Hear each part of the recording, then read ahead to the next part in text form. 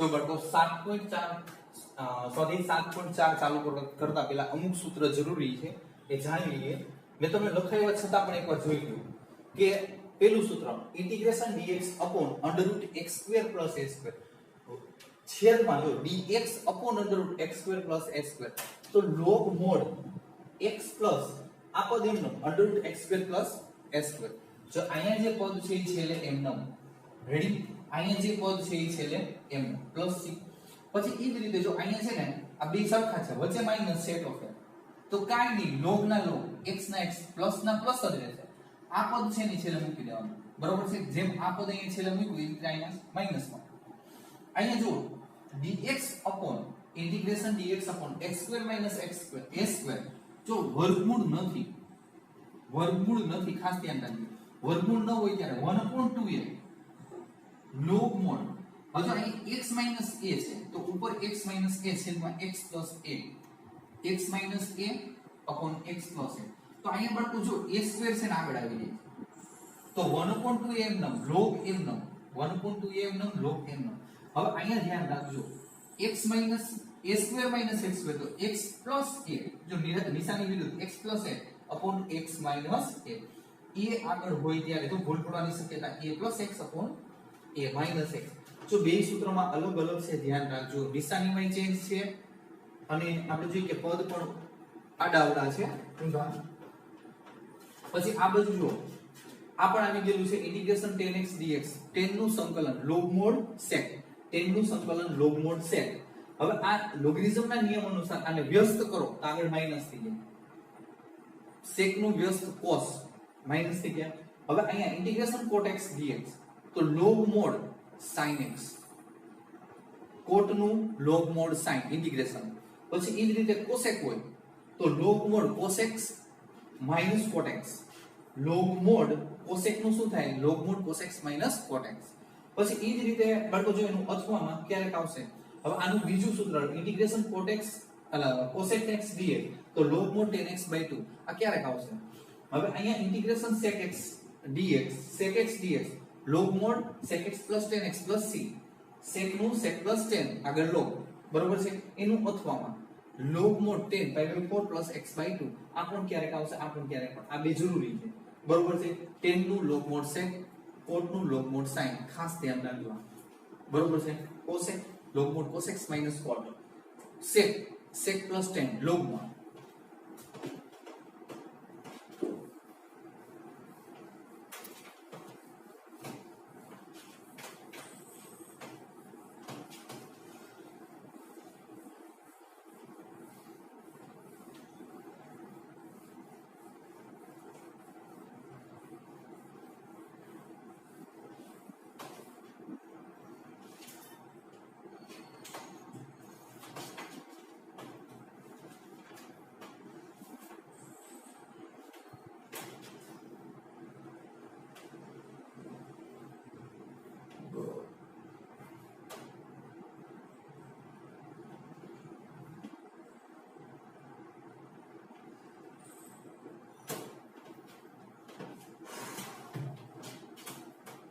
અને આપણે જોઈએ કે રજૂઆતમાં દાખલા નંબર 1 આ 3x² dx એમ.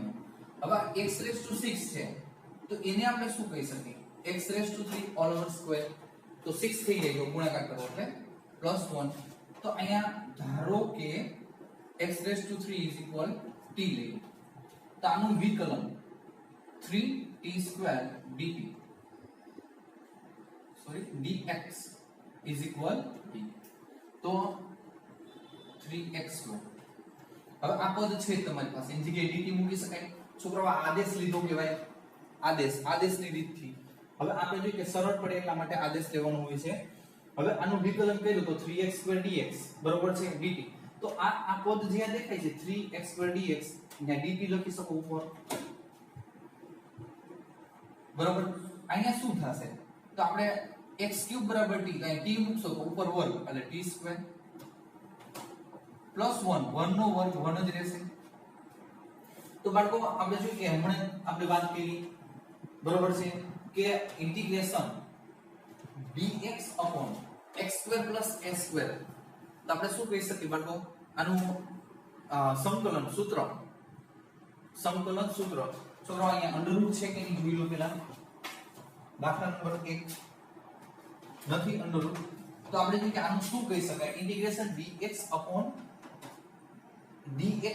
x² plus s² તો 1/a tan inverse x by a આપણું સૂત્ર છે તો અંડર રૂટ નથી એટલા માટે 1/a તો એની જગ્યાએ 1 ના 1 ના છેદમાં એટલે કઈ લખવાની જરૂર નથી tan inverse x by a એટલે t by 1 લખવાની જરૂર નથી પ્લસ c હવે t = તમારી પાસે છે x³ આ પ્લસ c રેડી આપણે જોઈએ કે દાખલા નંબર 2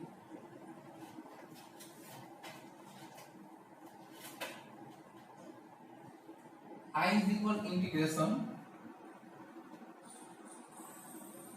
dx upon જો બાળકો અહીંથી અંદર રૂટ ચાલુ થાય છે અહીંયા 4x² પ્લસ આપણે જે કે 1 લખીએ છીએ 4x² પ્લસ 1 લખીએ છીએ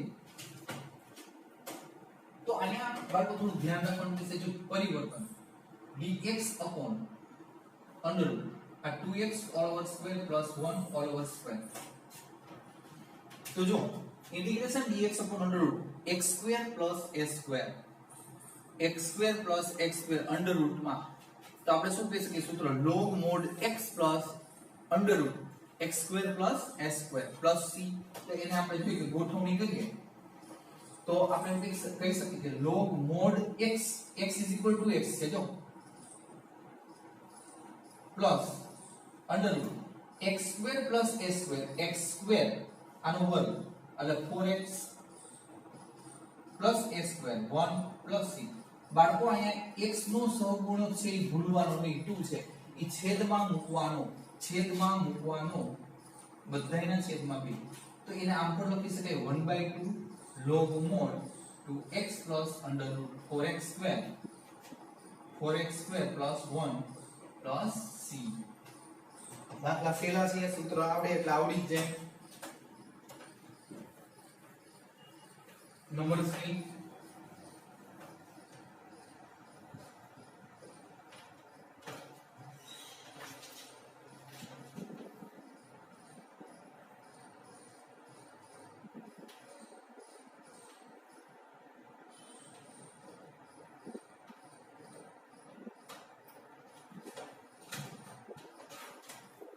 પણ તો આમાં પણ ઈ જ રીતે ઈ જ સૂત્ર જો 1 નો વર્ગ ખાસ ધ્યાન રાખવાનું છે કે integration dx upon under root અને x² plus s² તો આપણે શું કહી શકીએ કે log mod x is equal to -x plus under root x² plus s² તો અહીંયા 2 - x all over square plus a² 1 નો વર્ગ આ પ્લસ c તો બાળકો અહીંયા પોઝિશન જો x નો સહગુણક -1 છેદમાં -1 હવે e માઈનસ આગળ આવી જાય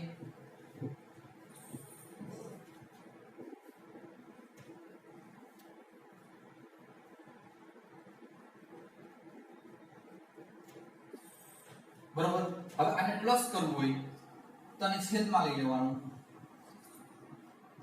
1 upon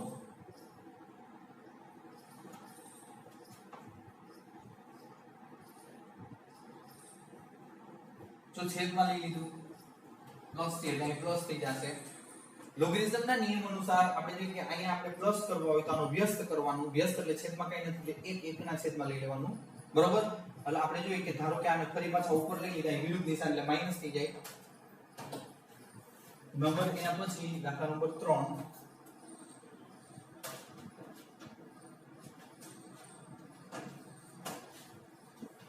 4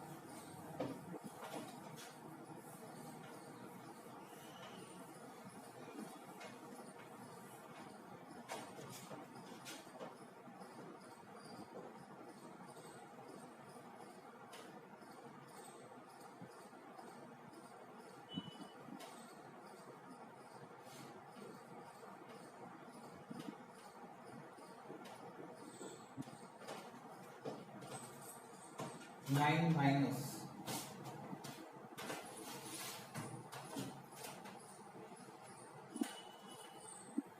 હવે આ dx 3 નો વર્ગ બટો અહીંયા અંડર રૂટ માં છે, ખાસ ધ્યાન રાખવાનું. અને અહીંયા તમને આપ્યું છે integration dx upon a² - x² under route માં. તો આનું સૂત્ર શું છે? અગાઉ આવી ગયેલું sin inverse x by a, sin inverse x by a plus c. અને x નો સહગુણક બાળકો x નો સહગુણક 5 છે, છેદમાં મૂકવાનો એટલે 1/5 આગળ કરતા. ખાલી એક જ સ્ટેપમાં જો સૂત્ર integration dx upon under a² - x². તો આપણે એમ કહી શકીએ કે sin inverse x by a 5x/3 plus c. અને x નો સહગુણક અહીં જોઈ લેવાનો 5 છે, તો છેદમાં 5 મૂકવાનો એટલે 1/5 મૂકો તો પણ હાલે.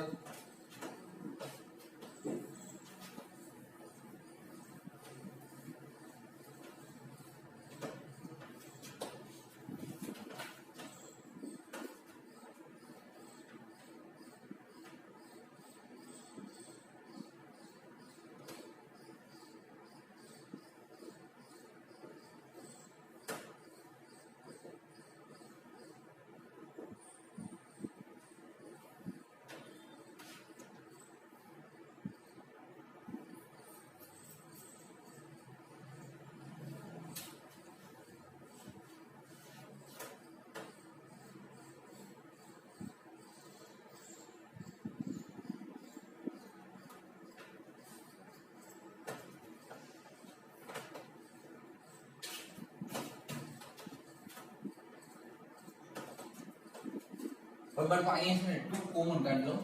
ઉપર 3 છે તો 3/2 પર નાખી. આ x અહીં 2 કોમન એટલે 1/2 થશે બાળકો. અને અહીં જો કે પ્લસ x⁴. x⁴ ના આપણે એક કામ કરી x² 2 કરી નાખીએ આ ઇન્ટુ dx. હવે આ x² છે ને એના બરાબર ધારી ધારો કે x² t અહીંયા 2x dx dt. આ 2 છેદમાં જ આવે તો x dx dt by. હવે આ 3/2 એમ ઇન્ટિગ્રેશન. હવે x dx dt by 2. તો આ dt by 2 એટલે આપણે જો કે આ 1/2 પાછળ આગળ લખવાના રહેશે. તો અહીંયા કેટલા થઈ જશે? 3/2 into 1/2 બરોબર છે ઉપર dt. હવે અહીંયા 1/2 તો 1/√2 all over square plus અહીંયા શું આવશે? x ની જગ્યાએ t તો t². બરોબર. બાળકો અંડરરૂટ છે કે નહીં જોઈ લે. અહીંયા રકમમાં અંડરરૂટ છે કે નહીં? દાખલા નંબર 5 નથી. બરોબર છે. એટલે આ આપણે જોઈએ તો અહીંયા કેટલા થશે? 3 2 × 2 એટલે 4. હવે અહીંયા તમે જો સરળ થઈ ગયો. અંડરરૂટ ન હોય એટલે સરળ. Integration dt upon t² + s². અથવા તો આપણે કહી શકીએ integration dx upon x² + s². તો 1/a tan inverse x by a. જો અહીંયા ખાસ ધ્યાન રાખવાનું 3/4 થઈ ગયા. 1/a 1/1/√2. જો a એટલે 1/√2 tan inverse x by a એટલે t by 1/√2 t by a c. છેદનો છેદ તે અંશ 3/4 √2 tan ઇન્વર્સ આને ઉપર જવા દો √2 * t plus c. અહીંયા વર્ગમૂળ 2 ઉડશે એક વખત જો બટો એટલે 3 upon આપણે એમ કહી શકીએ કે 2/√2 થાય. 4 ના કેટલા વર્ગમૂળ 2 ઉડી જાય 2 * √2 વધશે tan inverse √2 t = x² plus c. બરોબર. બે વખત જોઈ લેવાનું વ્યવસ્થિત. નંબર 5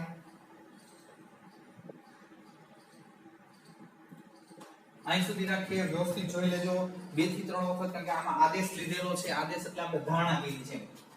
બરાબર કઈ રીતે ધારણા કરવી એ વિશેષ મહત્વનું છે અને સૂત્ર ઉપર કોન્સન્ટ્રેશન રાખવાનું, કયું સૂત્ર ક્યારે લાગશે મેં તમને શરૂઆતમાં સૂત્ર સમજાવ્યા એ પણ વ્યવસ્થિત ધ્યાન રાખવાનું.